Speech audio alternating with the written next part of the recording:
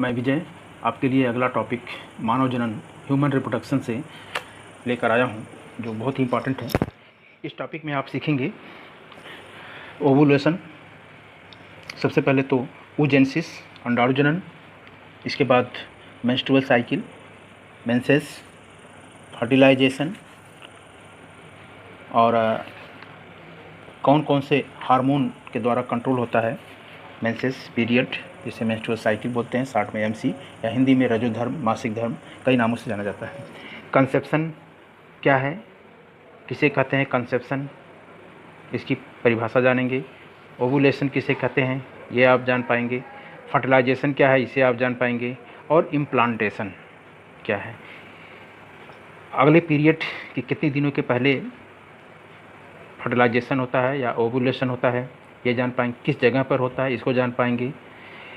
Fertilisation के लिए कितने घंटे की ज़रूरत होती है इसको आप सीख पाएंगे। कितने घंटे के बाद ओवुलेशन के कितने घंटे बाद फर्टिलाइजेशन होता है, कितने दिनों के बाद फर्टिलाइजेशन होता है ये आप जान पाएंगे। कहाँ पर होता है ये सब जान पाएंगे।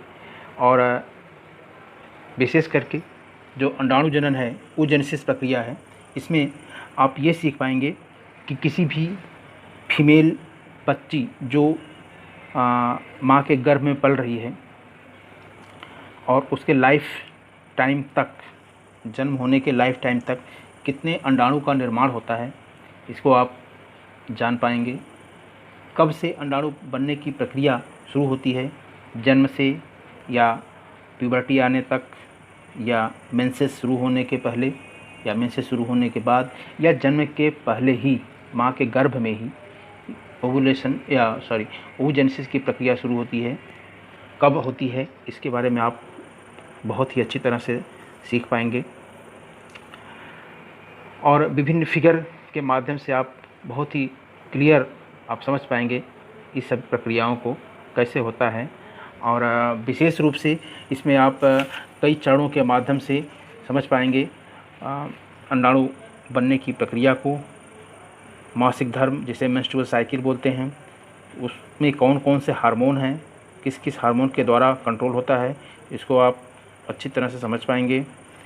और विशेष रूप से उस पीरियड में, मेंसेस के पीरियड में, वो कौन से दिन हैं जिस समय फर्टाइल पीरियड बोला जाता है, यानी कि उस समय प्रेगनेंसी, गर्भ धारण की क्षमता की संभावना ज़्यादा होती है, और कौन कौन से दिन हैं जिसमें प्रेगनेंसी की संभावना नहीं के बराबर होती है, ये आप जान पाएंगे। पूरी मेंस्ट्रुअल साइकिल को आप समझ लेंगे एक फिगर के माध्यम से। ओवुलेशन साइकिल क्या है इसको जान पाएंगे। और विशेष रूप से निषेचन के साथ साथ कितनी अवस्थाएं होती हैं मासिक धर्म में, उन अवस्थाओं के बारे में समझ पाएंगे। ठीक है, तो ये बहुत ही परीक्षा की दृष्टि से बहुत ही इम्पॉर्टेंट है। यदि पिछली परीक्षा में यह नहीं पूछा गया है तो अगले परीक्षा में इसका आना बहुत ही प्रभावी है, बहुत ही संभावना है। तो विशेष रूप से हम इसकी चर्चा करेंगे। आप लोग बहुत ध्यान से बने रहिए। और इसमें आप लोग एक चीज़ और सीख पाएंगे कि कोई भी मानव हो, चाहे फीमेल हो चाहे मेल हो, उसके शरीर में जो ऊर्जा होती है, ऊर्जा का घर जिसे हम कहते हैं, माइटोकॉन्ड्रिया ऊर्जा का घर होता है, power house of the cell. तो हमारे शरीर में जो ऊर्जा बनती है वो किसके द्वारा प्राप्त होती है, माता से या पिता से, ये आप जान पाएंगे। अंडाणु बनने में कौन कौन से विभाजन होते हैं अंडाणुओं के निर्माण में, उसको जान पाएंगे।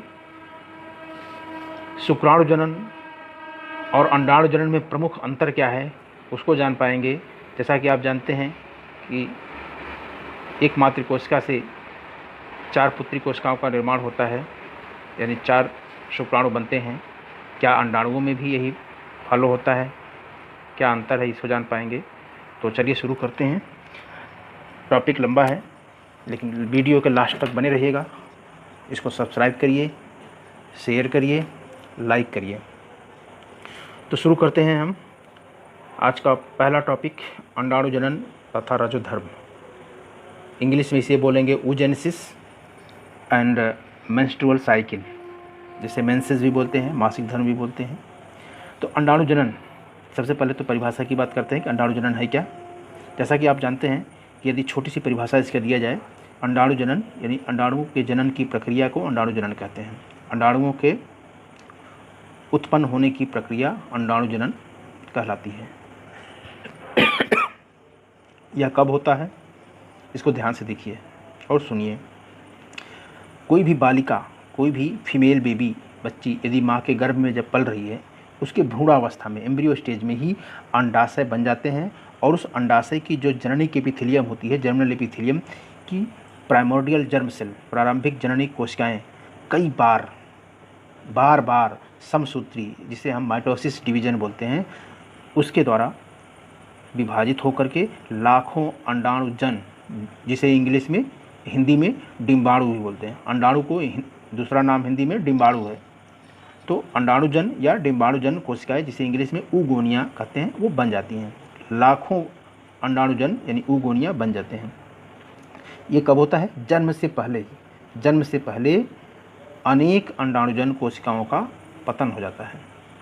ठीक, जन्म होने लाखों बन जाती हैं जन्म के पहले, लेकिन ये जन्म के पहले ही इनका पतन भी हो जाता है, कम ही बचती हैं। और इस पतन की प्रक्रिया को बोलते हैं क्षय, एट्रेसिया।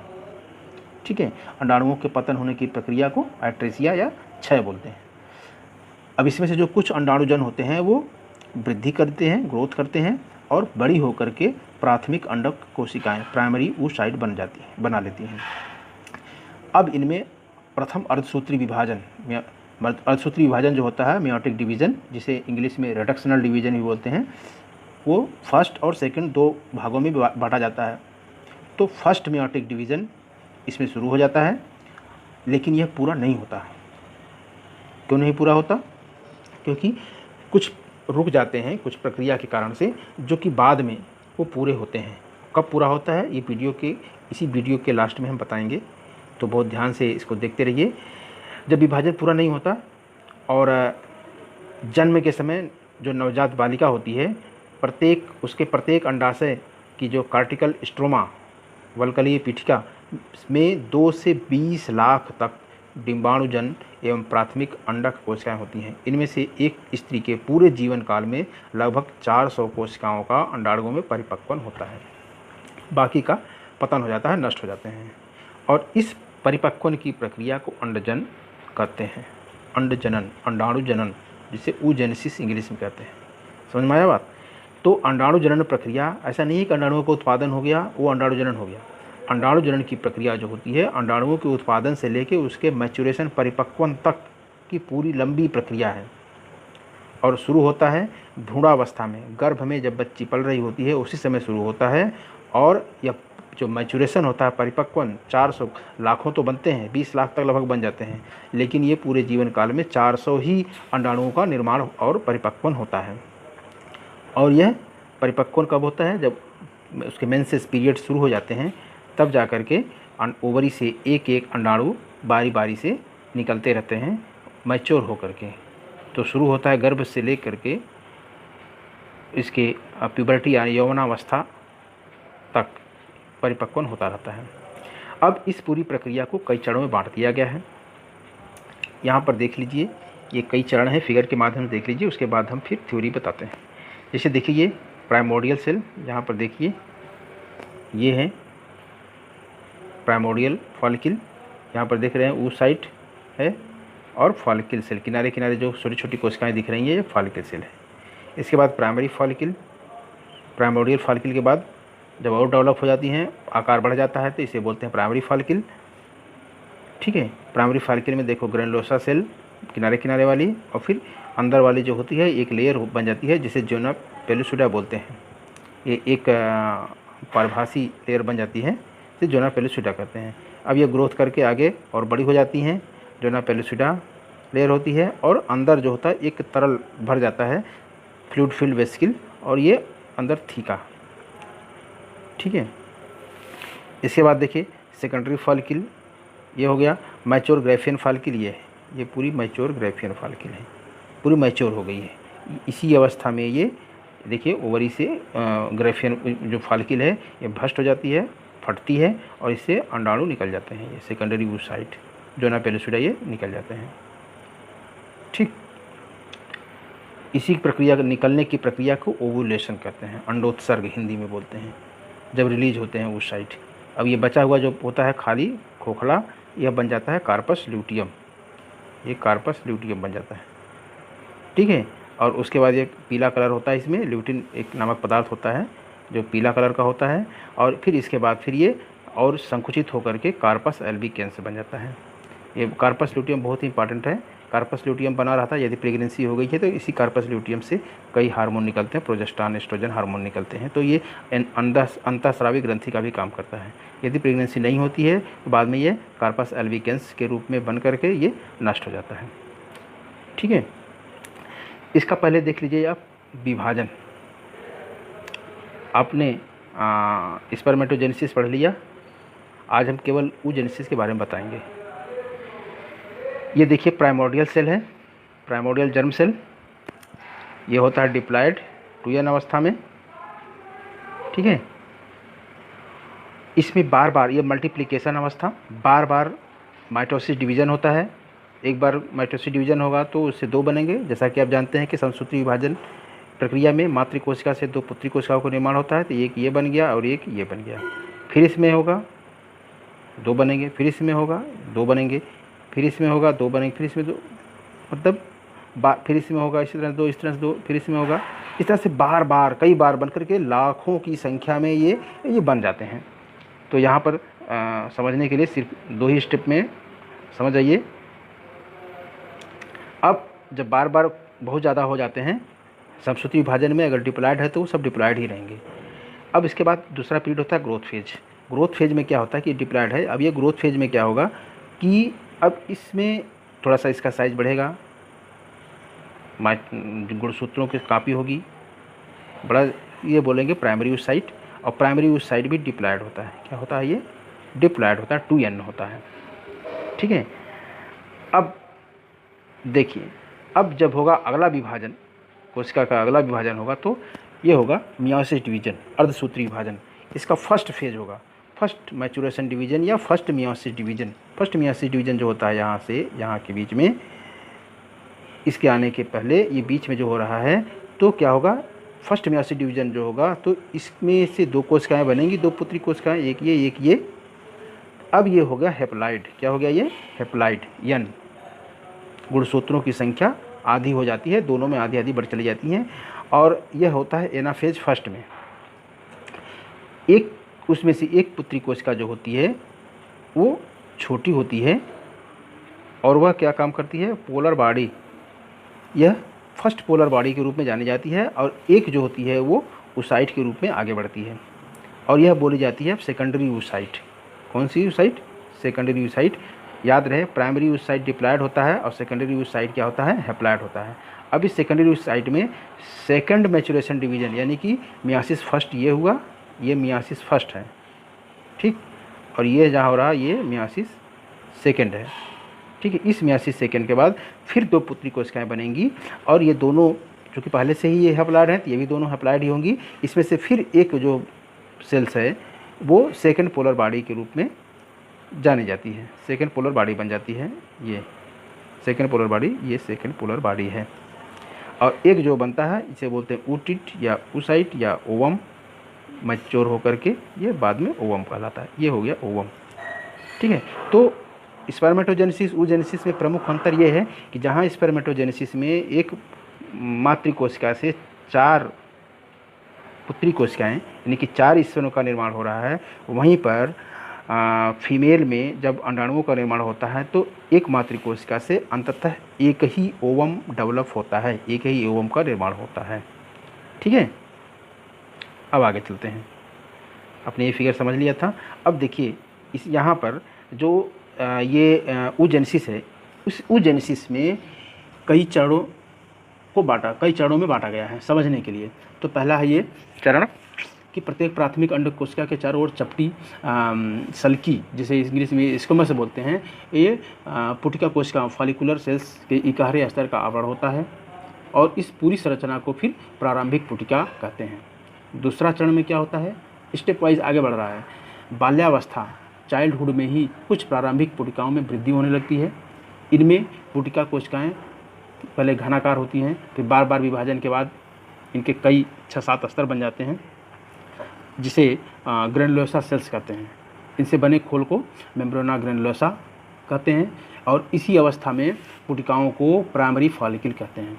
प्रत्येक ऐसी पुटिका में प्राथमिक अंडक कोशिका होती है तथा इसके खोल के बीच में एक ग्लाइकोप्रोटीन का एक स्तर बन जाता है, जिसे हम जोना पेलुसिडा कहते हैं। जोना पेलुसिडा ठीक बाहरी तरफ एक पारभासी स्तर होता है, हमने फिगर में आपको दिखा दिया। तीसरा स्टेज में जो कणीय प्रावरण होता है, जिसे मेम्ब्रेना ग्रैनुलोसा बोलते हैं, मेम्ब्रेना ग्रैनुलोसा के सबसे भीतरी स्तर की कणीय कोशिकाएं जोना पेलुसिडा स्तर से चिपक जाती हैं और इस स्तर को अब हम बोलते हैं कोरोना रेडिएटा। ठीक, कौन कौन स्तर चिपकते हैं, जोना पेलुसिडा और मेम्ब्रेना ग्रैनुलोसा के जब दोनों चिपक जाते हैं तब वो हो जाता है कोरोना रेडिएटा, एक लेयर बन जाती है। अब कणीय कोशिकाओं के सबसे बाहरी स्तर की सतह एक आधार कला बन जाती है और इस कोशिकीय स्तर को थीका फॉलिकल कहते हैं। जो पुटिका की वृद्धि होती है, पुटकी प्रावरण की भीतरी कोशिकाएं एक पुटकीय तरल फॉलिकुलर फ्लूइड का स्रावण करने लगती हैं। इसको हमने दिखाया कि एक तरल से भर जाती हैं, वो उसी की कोशिकाएं जो हैं कि स्रावण करती हैं। और पुटिका के मध्य में तरल से भरी गुहा, जिसे हम एंट्रम भी कहते हैं, वो बन जाती है। अब पुटिका को सेकेंडरी फॉलिकल कहने लगते हैं। चौथे चरण में क्या होता है, यौवनारंभ, प्यूबर्टी 11 से 12 या 12 से 14 साल में लगभग सभी फीमेल बालिकाओं में शुरू हो जाता है। अब इस प्यूबर्टी के समय पीयूष ग्रंथि, जिसे मास्टर ग्रंथि बोलते हैं और इंग्लिश में पिट्यूटरी ग्लैंड मस्तिष्क में हाइपोथैलेमस में होता है, उस ग्रंथि से एक हार्मोन स्रावित होता है जिसका नाम है गोनाडोट्रोपिक हार्मोन। उसके प्रभाव से प्रत्येक माह में प्रायः एक द्वितीयक पुटिका की प्राथमिक अंडक कोशिका में अर्धसूत्री विभाजन पुनः होने लगता है। इससे पुटिका की प्राथमिक अंडक कोशिका एक बड़ी द्वितीयक अंडक कोशिका तथा एक छोटी प्रथम ध्रुवीय कोशिका फर्स्ट पोलर बॉडी में विभक्त हो जाती है। ये सब हमने आपको विभाजन में बता दिया, कैसे कैसे किस विभाजन में होता है। फर्स्ट पोलर बॉडी बन जाती है और ये दोनों कोशिकाएं अर्धसूत्री हेप्लॉइड होती हैं तथा परस्पर चिपकी रहती हैं, दोनों परस्पर चिपकी रहती हैं। शीघ्र ही द्वितीयक जो अंडक कोशिका में द्वितीय विभाजन होता है, मेयोसिस सेकेंड, जो कि सामान्य समसूत्री की तरह ही होता है, माइटोटिक डिवीजन जैसा ही होता है, लेकिन वो सेकेंड मेयोटिक डिवीजन बोला जाता है। वो प्रारंभ हो जाता है, वह जो है मेटाफेज तक पहुंच करके यह विभाजन फिर रुक जाता है। जो सेकेंड मेयोटिक डिवीजन होता है, मेटाफेज तक पहुंच करके वो विभाजन रुक जाता है। इस अवस्था की पुटिका को ग्राफियन पुटिका या ग्राफियन फॉलिकल कहते हैं, वेसिकुलर या ग्राफियन फॉलिकल कहते हैं, याद रहे। पुटकी गुहा के विस्तार के कारण यह पुटिका थोड़ी बड़ी हो जाती है और उसके बाद कणीय कोशिकाओं का खोल जो मेम्ब्रेना ग्रैनुलोसा है 2 स्तर में बढ़ जाता है। ठीक है, और जब 2 स्तर में बढ़ जाता है तो इसके चारों ओर का एक और पुटिका गुहा का विस्तार नहीं होता। यहाँ मेम्ब्रेना ग्रैनुलोसा की कोशिकाओं का एक मोटा पिंड पुटिका की दीवार से जुड़ा रहता है। द्वितीय अंडक कोशिका इसी पिंड में होती है। इस संयोजक पिंड को क्यूमुलस ओवेरिकस या डिस्कस प्रोलिजेरस या क्यूमुलस ओफोरिकस कहते हैं। 5वां चरण में क्या होता है, ग्राफियन पुटिका धीरे धीरे बड़ी होकर अंडाशय की सतह पर उभर आती है। अब क्यूमुलस ओवेरिकस के फट जाने से पुटिका फट जाती है और कोरोना रेडिएटा से घिरी तथा प्रथम ध्रुवीय कोशिका जो फर्स्ट पोलर बॉडी है उससे चिपकी द्वितीयक अंडक कोशिका, ठीक है, द्वितीयक अंडक कोशिका जो सेकेंडरी oocyte है, वह देहगुही तरल में मुक्त होकर अंडवाहिनी अर्थात गर्भाशयी नाल, जिसे हम बोलते हैं फिलोपियन ट्यूब, गर्भाशयी नाल ओविडक्ट या यूटेरिन या फिलोपियन ट्यूब कई नामों से जानते हैं, कि झालरदार मुखिका में होती हुई इस नाल में प्रवेश कर जाती है।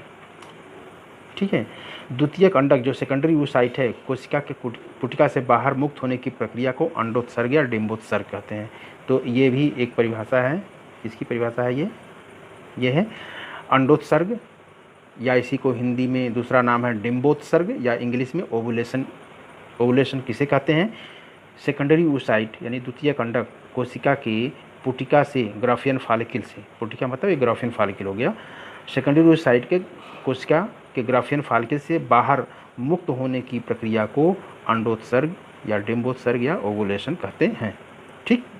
ये इंपॉर्टेंट है। अब छठा चरण शुरू होता है।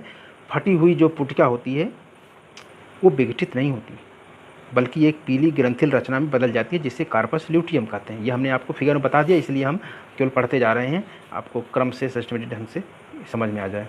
अब फटे हुए स्थान पर पुटिका बंद हो जाती है और इसकी गुहा में रुधिर जो ब्लड होता है एकत्रित होकर एक थक्का बना लेता है। अब जो मेम्ब्रेना ग्रैनुलोसा की पुटिका कोशिकाएं अत्यधिक बड़ी और गोल होकर पीला यानी ल्यूटियल कोशिकाएं बन जाती हैं। इनमें कोशिका द्रव में ल्यूटिन नामक एक पीली सी रंगा बन जाती है, इसीलिए ये पीले दिखाई देते हैं। ये कोशिकाएं पुटिका गुहा के चारों ओर एक मोटी एपिथेलियम बना लेती हैं। इस एपिथेलियम को कार्पस ल्यूटियम कहते हैं।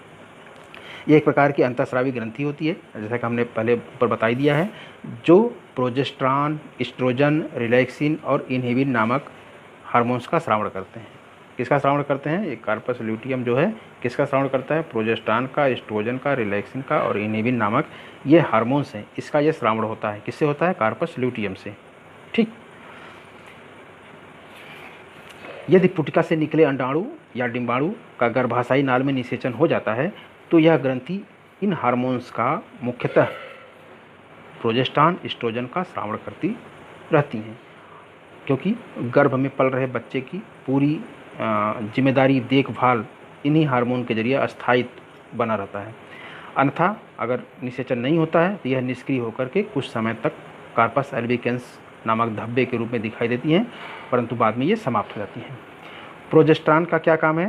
प्रोजेस्टेरॉन गर्भाशय में अपरा, जिसे हम आंवल भी बोलते हैं हिंदी में और इंग्लिश में, प्लासेंटा के निर्माण, भ्रूण के आरोपण जिसे इम्प्लांटेशन बोलते हैं, तथा गर्भ के दृढ़तापूर्वक स्थापित हो जाने से संबंधित प्रक्रियाओं का नियमन करता है। ठीक है, प्रोजेस्टेरॉन का काम ये, प्रोजेस्टेरॉन का क्या कार्य है, बहुत इंपॉर्टेंट है, वेरी मोस्ट इंपॉर्टेंट। ठीक, ये सब याद रहना चाहिए, परीक्षा में अवश्य पूछा जाता है। सभी स्त्रियों में जन्म से पूर्व ही अंडाशयों में पोटेंशियल जो एग बनने होते हैं वो बन जाते हैं। वास्तव में लगभग 20 लाख प्राथमिक पुटिकाओं का निर्माण तो होता है। जन्म के समय इनकी संख्या लगभग 7 लाख रह जाती है। जन्म के पहले लगभग ये 20 लाख होते हैं, जन्म होते होते ये 7 लाख हो जाते हैं और उसके बाद ये संख्या यौनावस्था, प्यूबर्टी आने तक और घटती जाती है। और यौनावस्था के समय से, यौनावस्था शुरुआत होती है 11 से 14 साल के बालिकाओं में मेंसेस पीरियड यानी मासिक धर्म शुरू हो जाता है, वो यौनावस्था मान लीजिए। तो उस समय से अपने पूरे सक्रिय जनन लगभग 45 से 50 साल तक ये मेंसेस चलते रहते हैं। किसी में 40 साल मान लो, लेकिन 45 साल एवरेज मान लो, 45-50 साल तक। तो यौनावस्था के समय से अपने पूरे सक्रिय जनन अवधि 20 से 50 वर्ष की आयु तक एक स्त्री में लगभग 400 से 500 अंडे मैच्योर होते हैं, परिपक्व होते हैं। ठीक, ये हमने आपको बताया था कि इसमें आप लोग ये चीज़ें सीखेंगे। पूरे लाइफ पीरियड में, अपने जनन के लाइफ पीरियड में 400 से 500 अंडे बनते हैं। अब आ जाइए, अगला टॉपिक है रजोधर्म अर्थात मासिक चक्र, मेंस्ट्रुअल साइकिल। ठीक है, इसी को रिप्रोडक्टिव साइकिल भी बोलते हैं या इसकी को यूटेरिन साइकिल भी बोलते हैं। मासिक रजोधर्म, मासिक धर्म, मासिक चक्र, मंथली, महीना, बहुत सारे नामों से इसको लोग कहते हैं, बोलते हैं। तो इसमें होता क्या है? मासिक चक्र में ये पूरा 28 दिन का एक औसत पीरियड होता है, समय होता है। उसमें एक समझने के लिए पूरी 28 दिन के औसत को यानी पूरे मासिक धर्म को समझने के लिए 3 चरणों में बांटा गया है। पहले तो स्त्रियों में अंड जनन, यानी कि कहाँ होता है अंड जनन? अंडाशय में होता है, क्योंकि इनका प्रमुख जनन अंग क्या है? बालिकाओं में, स्त्रियों में प्रमुख जनन अंग अंडाशय, ओवरी जिसे कहते हैं, होता है। और उसी में अंडाणुओं का निर्माण होता है, जिसे हम अंडजनन या oogenesis कहते हैं।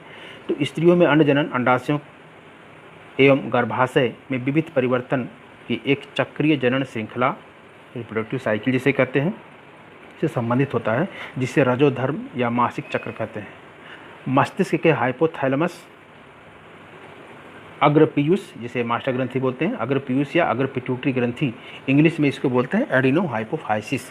पिट्यूटरी ग्लैंड का 2 भाग होता है, अगले भाग को बोलते हैं अग्र पिट्यूटरी, इंग्लिश में एडिनो हाइपोफाइसिस। पिछले भाग को पश्च पिट्यूटरी, इंग्लिश में इसको बोलते हैं न्यूरो हाइपोफाइसिस। न्यूरोहाइपोफाइसिस से 2 हार्मोन रिलीज़ होते हैं जिसे ऑक्सीटोसिन और वैसोप्रेसिन कहते हैं। अगर पिट्यूटरी से 7 हार्मोन निकलते हैं जैसे एफएसएच, एलएएच, ग्रोथ हार्मोन, बहुत सारे हार्मोन हैं। तो यहाँ पर सिर्फ हम केवल मासिक चक्र से संबंधित कौन कौन से हार्मोन होते हैं उसकी चर्चा करेंगे। तो ये अग्र पिट्यूटरी तथा खुद अंडाशय द्वारा स्रावित हार्मोन इस चक्र का नियंत्रण करते हैं। ठीक है, कौन कौन से हार्मोन द्वारा मासिक चक्र का नियंत्रण होता है इस टॉपिक में आप इसको सीखेंगे। इस चक्र का समय वैसे तो सामान्यतः 24 से कम 24 या कम से कम 20 ही दिन होता है, 24 से 35 दिन या कम से कम 20 दिन या अधिकतम 45 दिन तक, लेकिन ये औसत ये 28 दिन। एक स्वस्थ महिला में जो पीरियड होता है वो शुद्ध रूप से यदि रेगुलर हो रहा, कोई दिक्कत नहीं, कोई परेशानी नहीं है, तो वो 28 दिन के बाद फिर से नया मेंसेस, नए पीरियड शुरुआत हो जाता है। इसको समझने के लिए इसे 3 अवस्थाओं में बांटा गया है। पहला है रजस्राव प्रावस्था जिसे मेंस्ट्रुएशन फेज बोलते हैं। दूसरी अवस्था है पूर्व अंडोत्सर्गी या पुटकी प्रावस्था जिसे प्री ओवुलेटरी या फॉलिकुलर फेज कहते हैं। तीसरा है पश्च अंडोत्सर्गी या पीतकी प्रावस्था जिसे पोस्ट ओवुलेटरी या ल्यूटियल फेज कहते हैं। रजस्राव का मतलब जिसमें ब्लीडिंग होती है, ब्लड निकलने, ब्लड बहने, रक्त बहाव, रजस्राव प्रावस्था है। पूर्व अंडोत्सर्गी प्री ओवुलेटरी, ओवुलेशन के पहले जो ओवुलेशन का पीरियड है उसके पहले वाली अवस्था प्री ओवुलेटरी कहलाती है, पूर्व अंडोत्सर्गी। और पश्च अंडोत्सर्गी मतलब अंडोत्सर्ग, ओवुलेशन के बाद जो दिन होते हैं उस दिन को, उस पूरे समय को हम पश्च अंडोत्सर्गी या पित्त की अवस्था, ल्यूटियल फेज भी कहते हैं। यहाँ पर देखिए बहुत ही अच्छे तरीके से फिगर के माध्यम से है, ये आप लोग विधिवत समझ लीजिए क्योंकि ये पूरे लाइफ टाइम ये नॉलेज आपके काम देता रहेगा। और ये देखिए यहाँ पर ये है हाइपोथैलेमस, ये मस्तिष्क है। ठीक, मस्तिष्क के बेस में, पेंदी में जो फ्लोर होता है वो वहाँ पे एक मक्के के दाने के बराबर ग्रोथ होती है जिसे हम पिट्यूटरी ग्लैंड बोलते हैं। ठीक है, पीयूष ग्रंथि। अब इसके एंटीरियर पिट्यूटरी मतलब अग्र पिट्यूटरी से एफएसएच देख रहे हैं, यहाँ पे लिखा हुआ है एफएसएच और ये एलएएच। एफएसएच का फुल फॉर्म होता है फॉलिकल स्टिमुलेटिंग हार्मोन और एलएएच जो होता है वो ल्यूटिनाइजिंग हार्मोन। एलएएच ये ल्यूटिनाइजिंग हार्मोन और एफएसएच ये फॉलिकल स्टिमुलेटिंग हार्मोन। और ये क्या और हार्मोन है यहाँ पे, ये गोनाडोट्रोपिक हार्मोन। ये गोनाडोट्रोपिक हार्मोन हाइपोथैलेमस से रिलीज होता है। वास्तव में हाइपोथैलेमस सुपर मास्टर ग्लैंड है, जहाँ पर पिट्यूटरी ग्लैंड को मास्टर ग्लैंड बोलते हैं, लेकिन यह मास्टर ग्लैंड इसलिए बोला जाता है क्योंकि शरीर के अन्य ग्रंथियों को ये कंट्रोल करता है, लेकिन इसको भी कंट्रोल करता है हाइपोथैलेमस, जिससे हम इसको सुपर मास्टर ग्लैंड बोला जाए तो कोई अतिशयोक्ति नहीं होगी। तो हाइपोथैलेमस से गोनाडोट्रोपिक रिलीजिंग हार्मोन निकलता है। यह हार्मोन आता है पिट्यूटरी ग्लैंड में, पिट्यूटरी ग्लैंड को एक्टिवेट करता है, स्टिमुलेट करता है कि अब आप एफएसएच और एलएएच फॉलिकल स्टिमुलेटिंग हार्मोन और ल्यूटिनाइजिंग हार्मोन का स्रावण करें। इसके आदेश से फिर ये हार्मोन का स्रावण होता है। और एफएसएच देखिए ये जितने भी ओवरी से छोटे छोटे ये oocyte बन रहे हैं, ओवेरियन साइकिल, प्राइमोरियल फॉलिकल ये देखो ये बन रहे हैं, सेकेंडरी फॉलिकल, ठीक है, मैच्योर ग्राफियन फॉलिकल, ये सबको कंट्रोल करता है। इसी के प्रभाव से ये धीरे धीरे बनते हैं और विकसित होते होते, बड़े होते होते मैच्योर होते हैं। जब पूरी तरह से मैच्योर हो जाता है ग्राफियन फॉलिकल, ये पूरी ग्राफियन फॉलिकल है, मैच्योर हो जाता है, बीच में देखो यहाँ पर अंदर है ये ओवम, कहाँ है ओवम, ये अंदर है, ये पूरी किनारे किनारे ये ग्राफियन फॉलिकल है। जब पूरी मैच्योर हो जाती है तब यहाँ पर ल्यूटिनाइजिंग हार्मोन का प्रभाव पड़ता है और ल्यूटिनाइजिंग हार्मोन के प्रभाव से यह ओवम इस ग्राफियन फॉलिकल के फटने से बाहर निकल जाता है, मतलब मुक्त हो जाता है, रिलीज़ हो जाता है। इसी प्रक्रिया को बोलते हैं ओवुलेशन। ठीक है, ग्राफियन फॉलिकल से ओवम का निकलना ओवुलेशन कहलाता है। अंडोत्सर्ग, अंडों का उत्सर्ग निकलना या डिम्बोत्सर्ग। ठीक है, तो यहाँ पर ये देख लिया आपने फॉलिकल स्टिमुलेटिंग हार्मोन का प्रभाव, ल्यूटिनाइजिंग हार्मोन का प्रभाव।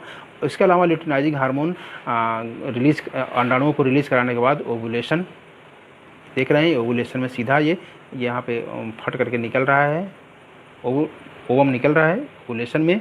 और कार्पस ल्यूटियम, ल्यूटिनाइजिंग हार्मोन सीधे ये देखो कार्पस ल्यूटियम के निर्माण में ये पूरा अपना योगदान देता है। ठीक है, अब इसके बाद यहाँ पर अब आ जाइए, इसको बहुत ध्यान से देखिएगा। ये पूरा देखो दिन दिया गया है, 1 से ले करके ये पूरा दिया गया है 28 तक, यहाँ तक 28 तक। ठीक है, ये पूरे दिन है, महीने के दिन है। मान लो पहले तारीख से यदि किसी में मेंसेस ब्लीडिंग शुरुआत होती है तो 1 2 3 4 5 ये देखो, ये जो काला काला दिख रहा है ये पूरे ब्लीडिंग हो रही है। इसी को बोलते हैं मेंस्ट्रुअल फेज, ब्लीडिंग फेज। ठीक है, या रजोस्राव अवस्था। ये 5 दिन तक सामान्यतः किसी भी महिला में ब्लीडिंग होती है, जिसे मेंस्ट्रुअल फेज या रजोस्राव। इसके बाद प्रोलिफरेटिव फेज शुरू होता है। जो एंडोमेट्रियम मेम्ब्रेन होती है वो धीरे धीरे वो बनने लगती है, पतली मेम्ब्रेन बनने लगती हैं। और धीरे धीरे आते आते ये 14 दिन, देख रहे हैं ना, ये लाइन जो आया है ओवुलेशन का, ये 14 दिन आते आते ये पूरी तरह से ये धीरे धीरे यहाँ से डेवलप हो रहे हैं। यहाँ से शुरू होकर के, पहले दिन से शुरू होकर के ये देखो ओवम डेवलप होते होते होते यहाँ तक आ गया ग्रेफिन फॉलिकल। ये ग्रेफिन फॉलिकल है। 14वें दिन आकर के ग्रेफिन फॉलिकल फट जाती है और उसे अंडाणु निकलते हैं। तो 14वें दिन अंडाणु निकलते हैं और 14 दिन से ले करके 18 तारीख तक, 14 से 18वें दिन तक ये पूरा फर्टाइल पीरियड बोला जाता है। ओवुलेशन होता है 14वें दिन। ठीक है, किसी किसी में 12वें दिन भी हो जाता है। तो 12वें दिन होगा तो 12वें से 16वें दिन, 2 दिन इधर हो गया तो 12वें से 16वें दिन, और या तो 14 से 18 दिन। ये पीरियड जो है 4 दिन का पीरियड, ये फर्टाइल पीरियड है। इसी 4 दिन में प्रेगनेंसी की संभावना सबसे ज़्यादा रहती है। इसके बाद 18 दिन के बाद से 19वीं 20वीं तारीख से लेकर 28 तारीख तक प्रेगनेंसी की कोई संभावना नहीं रहती है, नगण्य के बराबर होती है, लगभग नहीं के बराबर होती है।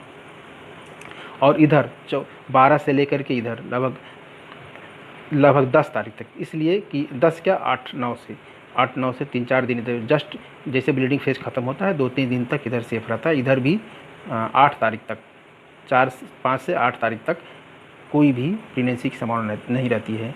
अब कहेंगे कि क्यों 8 तारीख तक? इसलिए कभी कभी क्या होता है कि स्पर्म यदि पहले से रिलीज हो गए हैं वजीना में, तो रिलीज होने के बाद ये अगर स्पर्म जो है कि 5 दिन तक जिंदा रहते हैं, जबकि अंडाणु 24 घंटे तक जिंदा रहते हैं। अगर स्पर्म पहले से फैलोपियन ट्यूब में पड़ा हुआ है, जैसे ही अंडाणु आएगा, यहाँ से मान लीजिए 8 तारीख 9 तारीख से अगर स्पर्म यहाँ पहले से पड़ा हुआ है, इंतज़ार कर रहा है, हालांकि ऐसा होता नहीं है, लेकिन कभी मान लीजिए अगर फंसा है फैलोपियन ट्यूब में स्पर्म और 14वें दिन आ गया, अंडाणु रिलीज हो गया, और जैसे आएगा तो ये ज़िंदा रहेगा, जैसे आएगा यहाँ से फिर वो उसको फर्टिलाइज़ कर देगा।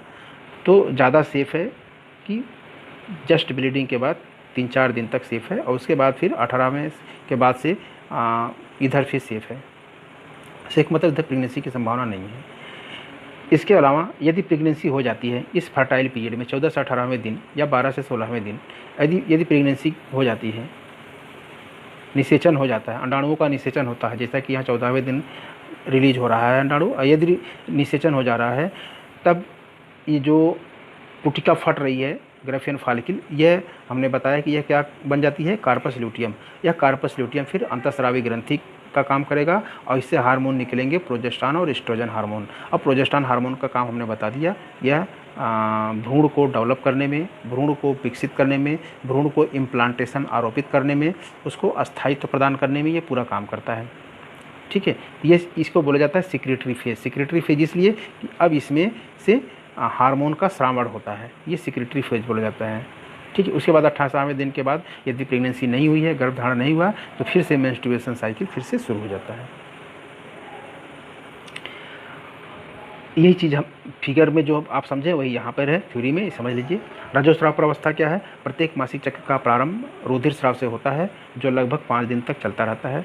स्राव में कुछ ऊतक द्रव्य, श्लेष्म तथा गर्भाशय की दीवार के श्लेष्मिक स्तर अर्थात एंडोमेट्रियम की कोशिकाओं के अतिरिक्त 50 से 150 मिली रुधिर होता है।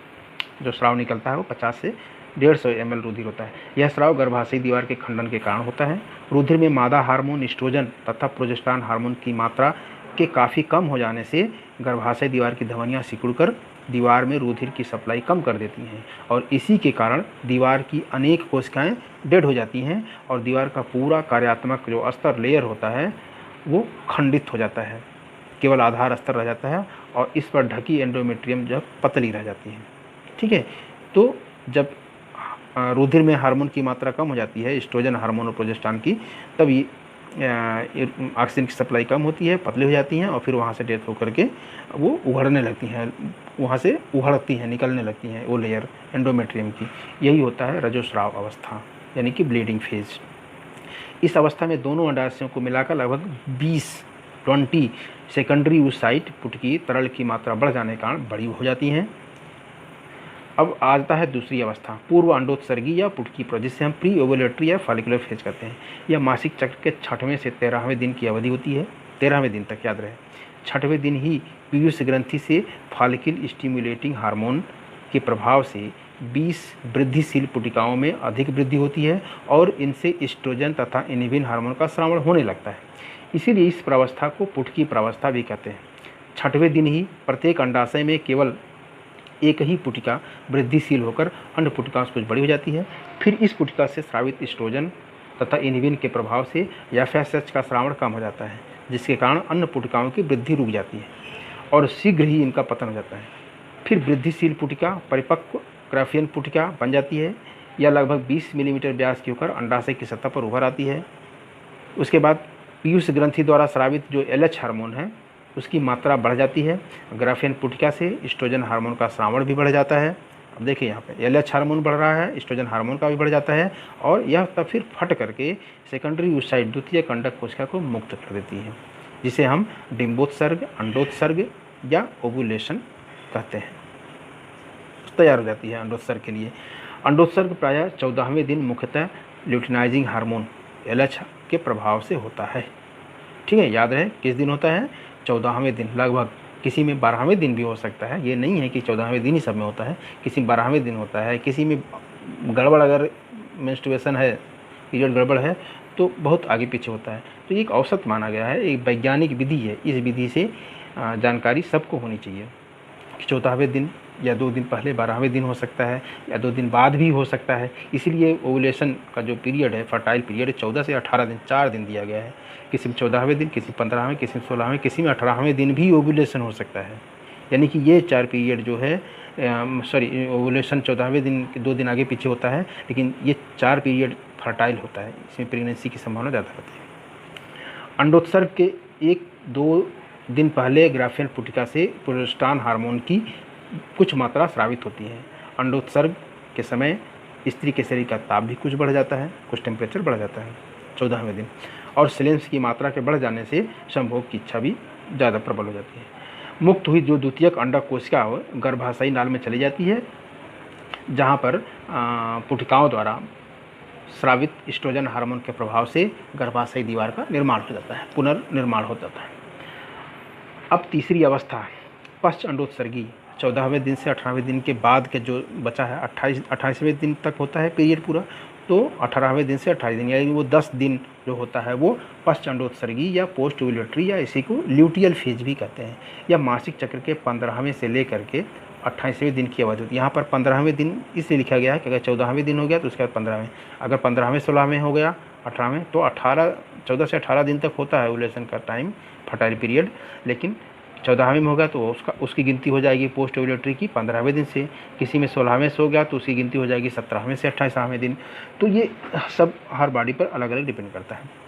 तो हम 14वें दिन औसत मान के चल रहे हैं, इसलिए 15वें तारीख से लेकर के यानी 15वें दिन से लेकर के 28वें दिन तक की अवधि जो होती है वो पश्च अंडोत्सर्गी यानी कि पोस्ट ओवुलेटरी फेज का होता है।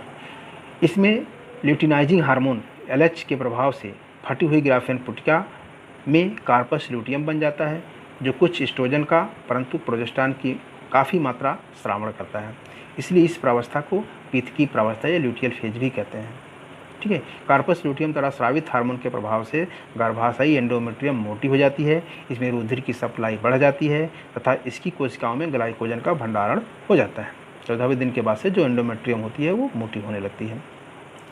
यह प्रक्रिया लगभग 1 सप्ताह तक चलती है। कब तक? लगभग 1 सप्ताह। यदि गर्भाशयी नाल में अंडाणुओं का निषेचन हो जाता है और जाइगोट का क्लीवेज जैसे निषेचन होगा तो एक सेल से 2 कोशिका बनेंगी, 2 से 4, 4 से 8, 8 से 16, 16 से 32, इस तरह से विभाजन होने लगता है। उसी को बोलते हैं क्लीवेज। जाइगोट के क्लीवेज से बना विकासशील भ्रूण एम्ब्रियो जब क्लीवेज हो जाता है तब वो भ्रूण बोला जाता है। क्लीवेज के पहले वो जाइगोट होता है। भ्रूण गर्भाशय में पहुंचकर अपरा यानी कि आंवल जिसे हम बोलते हैं प्लासेंटा द्वारा आरोपित यानी कि गर्भाशय में, गर्भ में वो फिक्स हो जाता है, अस्थायी हो जाता है, उसी को बोलते हैं आरोपित होना, आरोपण होना। तो आंवल से मानव chorionic gonadotropin hormone HCG hormone का स्रावण होने लगता है।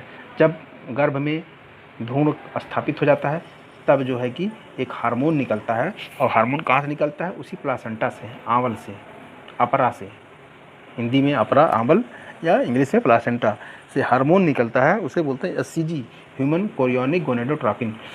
यही वह हार्मोन है जब प्रेगनेंसी टेस्ट होता है, जो प्रेगनेंसी किट आती है 30-40 रुपये की जो किट आती है, वह यूरिन के 3-4 बूंद डालने से वो यह बता देता है कि कोई महिला प्रेग्नेंट है, पॉजिटिव है या नेगेटिव है। तो इसी हार्मोन से पता चलता है, क्योंकि ये पेशाब के थ्रू ये कुछ अंश ये बाहर निकलता है। इस हार्मोन के प्रभाव से कार्पस ल्यूटियम सक्रिय बना रहता है। ठीक, जो गर्भावस्था प्रेगनेंसी बढ़ती है, खुद आंवल से एस्ट्रोजन तथा प्रोजेस्टेरॉन का स्रावण होने लगता है, यानी कि प्लासेंटा से भी एस्ट्रोजन प्रोजेस्टेरॉन स्रावण होने लगता है। कार्पस ल्यूटियम से तो होता ही है, और ये इससे भी होता है, अपरा से भी। जो गर्भावस्था बढ़ती है, आंवल से एस्ट्रोजन और प्रोजेस्टेरॉन का स्रावण होने लगता है, ये हमने बता दिया। अब कार्पस ल्यूटियम की आवश्यकता समाप्त हो जाती है और धीरे धीरे इसका पतन होने लगता है। यदि गर्भाशय नाल में अंडक कोशिका का निषेचन नहीं होता तो कार्पस ल्यूटियम का शीघ्र पतन हो जाता है, नष्ट हो जाता है। कुछ समय तक यह कार्पस एल्बिकेंस नामक एक पीले से धब्बे के रूप में दिखाई देती है। इसके साथ ही एस्ट्रोजन प्रोजेस्टेरॉन की कमी के कारण गर्भाशय की दीवार के खंडन के फलस्वरूप मासिक स्राव के साथ अगले मासिक चक्र का प्रारंभ हो जाता है। साथ ही इन हार्मोन्स की कमी के कारण पीयूष ग्रंथि से FSH तथा LH का स्रावण बढ़ जाता है और अंडाशयों में नई पुटका की वृद्धि प्रारंभ हो जाती है। ठीक, अब निषेचन जैसे जानते हैं कि मेल गैमिट और female gamete sperm, female gamete ovum, दोनों के केंद्रक मिलने को निषेचन करते हैं। बहुत बड़ी बात नहीं है, लेकिन एक चीज़ है, ये है कि मैं आपको अभी बताता हूँ, पहले इसको आप लोग ध्यान से सुन लीजिए कि अंडोत्सर्ग में स्त्री के किसी अंडाशय की परिपक्व ग्राफेन पुटका के फट जाने से एक सेकेंडरी यूसाइट मुक्त होकर अंडाशयी यानी गर्भाशयी नाल में चली जाती है। इस सेकेंडरी यूसाइट के प्रथम ध्रुवी कोशिका फर्स्ट पोलर बॉडी से चिपकी रहती है और इसके चारों ओर एक लेयर होता है, अस्तर होता है, जिसे जोना पेलुसिडा कहते हैं। इसके बाहर कोरोना रेडिएटा का आवरण होता है। ठीक है, ये स्ट्रक्चर है अंडाणु का, अंदर जोना पेलुसिडा, उसके बाहर कोरोना रेडिएटा का लेयर होता है। यहाँ पर देखिए, ये दिख रहा है स्पष्ट रूप से, ये पूरा अंडाणु है। निषेचन की प्रक्रिया इसमें पूरा दिख रहा है इस, ठीक है। यहाँ पर फर्स्ट पोलर बॉडी देख रही है ये, और बहुत सारे ये स्पर्म घेरे हुए हैं। कोरोना रेडिएटा किनारे किनारे, ये जो कोरोना रेडिएटा है, ठीक है। प्लाज्मा मेम्ब्रेन है ये अंडाणु की अंदर वाली प्लाज्मा मेम्ब्रेन है, पूरा साइटोप्लाज्म है ये पूरा। ये हुआ निषेचन का एक चित्र। अंडक कोशिका का निषेचन गर्भाशयी नाल के प्रारंभिक चौड़े, यानी इसको हमने पिछले पीरियड में बता भी दिया है, पिछले क्लास में, पिछले टॉपिक में, और फिर भी सुन लीजिए कि चौड़ा जो भाग होता है जिसे एम्पुला बोलते हैं, उसमें होता है मैथुन के बाद पुरुष के शुक्राणु स्त्री की योनि एवं गर्भाशय में होते हुए गर्भाशयी नाल में शीघ्र ही पहुंच जाते हैं, परंतु ये अपनी मूल दशा में अंडक कोशिका के निषेचन नहीं कर सकते। निषेचन योग्य होने के लिए इनमें कुछ परिवर्तन होते हैं जिन्हें इनकी सामर्थ्यता या कैपेसिटेशन कहते हैं। इस परिवर्तन में लगभग 7 घंटे लग जाते हैं। इसमें शुक्राणुओं के एक्रोसोम पर से ग्लाइकोप्रोटीन स्तर तथा कोशिका कला की कुछ प्रोटीन हट जाती है। हमने बताया था कि एक्रोसोम में कुछ एंजाइम होते हैं जो कि उस एंजाइम से जो अंडाणु होते हैं उनकी बाहरी स्तर लेयर को छेद करने में सुविधा होती है। तो ग्लाइकोप्रोटीन एक्रोसोम पर से जो ग्लाइकोप्रोटीन स्तर होता है वह हट जाता है और कई सैकड़ों में सामर्थ्यधारी शुक्राणु सुगमतापूर्वक कोरोना रेडिएटा प्रसारण किरीट को भेद कर पारभासी स्तर तक पहुंच जाते हैं और कुछ प्रोटीन की अभिक्रिया के कारण इस स्तर से चिपक जाते हैं। फिर शुक्राणुओं के एक्रोसोम से एक्रोसिन नामक एंजाइम मुक्त होकर पारभासी स्तर का अपघटन कर देता है, यानी कि इसे छेद देता है, उसमें होल बना देता है। शुक्राणु अंडक कोशिका की कला तक पहुंच जाते हैं। जो ही किसी शुक्राणु का इस कला संपर्क होता है, अंडक कोशिका से कुछ एंजाइम मुक्त होकर पारभासी स्तर को अन्य सभी शुक्राणुओं के लिए अभेद बना देते हैं। ठीक, जैसे ही एक शुक्राणु अंदर प्रवेश कर जाता है तो उसी समय बाकी जो बाहर शुक्राणु लगे हुए हैं अंडाणु के आसपास, उनके लिए फिर वो एक बैरियर का काम करता है। बाकी और शुक्राणु वहाँ से वापस चल जाते हैं, नष्ट हो जाते हैं, उसके अंदर फिर भेद नहीं कर पाते, अंदर प्रवेश नहीं कर पाते। तो जो ये शुक्राणु होता है, इसका हेड पोर्शन अंदर प्रवेश करता है और मिडिल पोर्शन, टेल बाहर रह जाता है। तो मिडिल पोर्शन जो होता है वो, उसमें होता है माइटोकॉन्ड्रिया। यह माइटोकॉन्ड्रिया जो होता है, क्या होता है, मिडिल पोर्शन बाहर ही रह जाता है, केवल हेड प्रवेश करता है। मिडिल पोर्शन जहाँ पर कि तो स्पर्म का जो मिडिल पोर्शन होता है वो बाहर रह जाता है, केवल हेड पोर्शन अंदर प्रवेश करता है और निषेचन हो जाता है। ये आपका टॉपिक समाप्त हुआ। ये अब अगला टॉपिक होगा मनुष्य में भ्रूणी विकास, ह्यूमन एम्ब्रियोनिक डेवलपमेंट। कुछ फिगर हैं,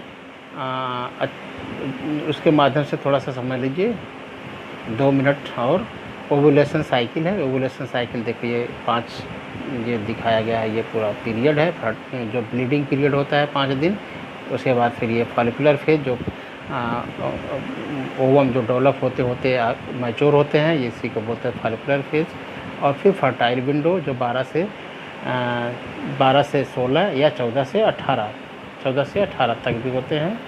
तो उसके बाद ल्यूटियल फेज, ठीक है। इसके बाद ये आ जाता है menstrual cycle. Menstrual cycle same वही चीज़ है, हमने आपको इसको बता ही दिया है कैसे कैसे ये कब ब्लीडिंग पीरियड होता है, कब प्री ओवुलेटरी है, कब ओवुलेशन फेज है, कब पोस्ट ओवुलेटरी पीरियड है, ये पूरा इसमें बताया गया है। और इसको मैंने पूरा बता दिया है चर्चा करके। यहाँ पर देखिए ये है, इस फिगर को भी मैंने बता दिया है, ठीक है। ल्यूटिनाइजिंग हार्मोन लेवल ये है, और FSH जो ग्रे कलर का है, ये फॉलिकुलर स्टिमुलेटिंग हार्मोन का लेवल।